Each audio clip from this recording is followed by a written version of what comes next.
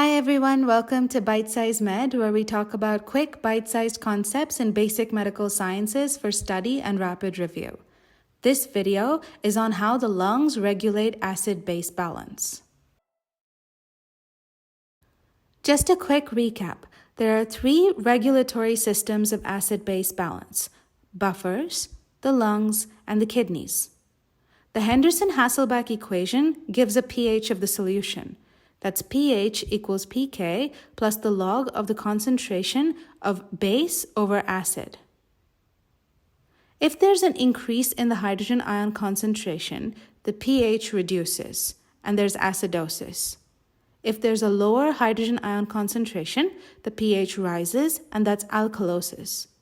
The normal pH of blood is around 7.4.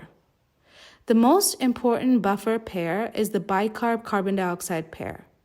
They have a pK of 6.1, so the pH is equal to 6.1 plus the log of the bicarb concentration over 0.03 into the partial pressure of arterial carbon dioxide. This carbon dioxide level is what the lungs regulate. Respiration is controlled by the central nervous system to maintain a constant arterial oxygen and carbon dioxide level. It's regulated by central chemoreceptors, which are in the brainstem, and peripheral chemoreceptors in the carotid and the aortic bodies.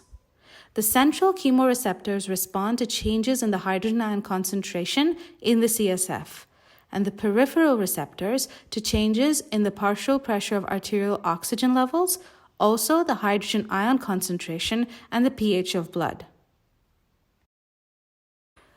The carbon dioxide levels in the blood would depend upon how much is produced and how much is eliminated. It's directly proportional to the cellular metabolism rate, which increases carbon dioxide production, and inversely to alveolar ventilation, which controls carbon dioxide elimination. So if there's increased cellular metabolism, there's more carbon dioxide. And by the Henderson-Hasselbach equation, more carbon dioxide means low pH, acidosis. If there's increased alveolar ventilation, there's more carbon dioxide elimination. So there's an increase in the pH, alkalosis. The brainstem has a chemosensitive area near the center of inspiration that responds to a change in the hydrogen ion concentration in the CSF. Hydrogen ions from the blood cannot cross the blood-brain barrier to reach the CSF, but carbon dioxide can. So if the carbon dioxide levels in the blood are high, it crosses the blood-brain barrier, combines with water to form carbonic acid, which then dissociates into the hydrogen ion and the bicarb ion. These hydrogen ions trigger the inspiratory center, which increases alveolar ventilation. So there's removal of the excess carbon dioxide, lowering the hydrogen ions and normalizing the pH. This effect fatigues in 1 to 2 days when the kidneys take over and increase hydrogen ion secretion and increase bicarb reabsorption.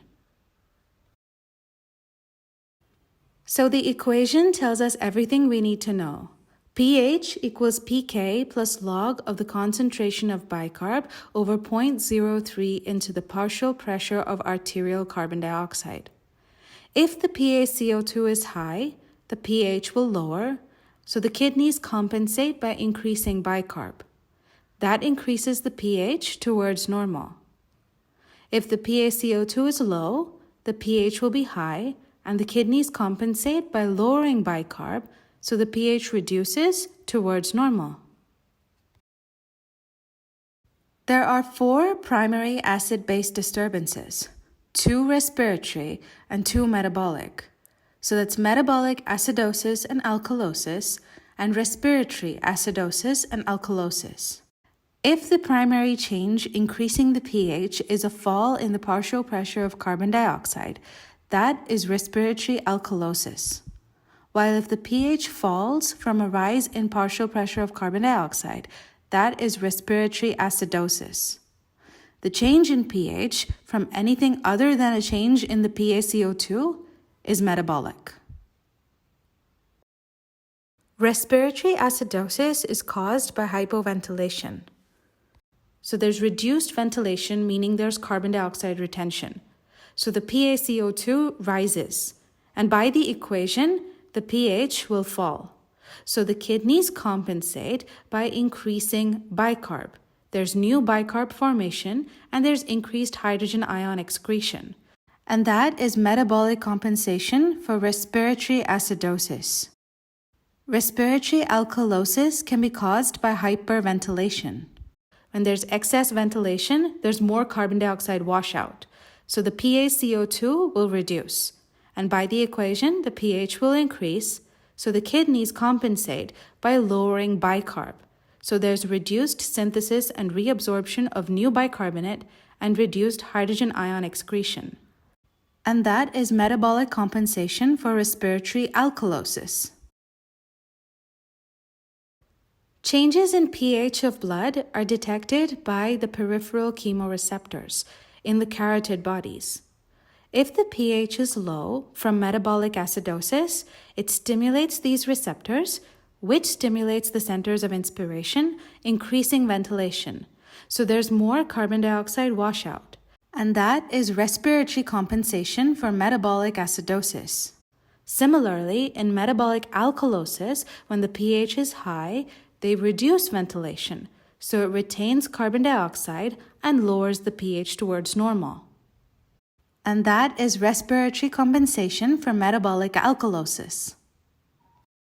So that is how the lungs regulate acid-base balance. If you found this video useful, give it a thumbs up and subscribe to my channel. Thanks for watching, and I'll see you in the next one.